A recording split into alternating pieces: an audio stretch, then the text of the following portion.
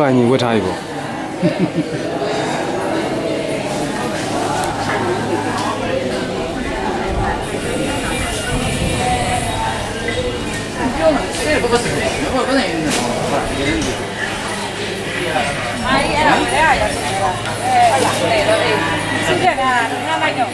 မင်းတည်းရမို့လားဒီမှာဟုတ်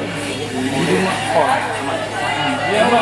ဟုတ်လားဆိုဟုတ်တယ်ဆိုတာဟုတ်တယ်အဲ့ဒီဒီမှာအဲ့မှာထိုင်နေတာသူသားလေးလည်းထွန်းနေတယ်ဟောဒီခွက်အောင်မမမမဘောမဟုတ်တယ်ဟုတ်တယ်အဲ့ဒါမှမဟုတ်ရှင်ကျုပ်ကတော့မှကျုပ်ဘယ်နဲ့ဘယ်လို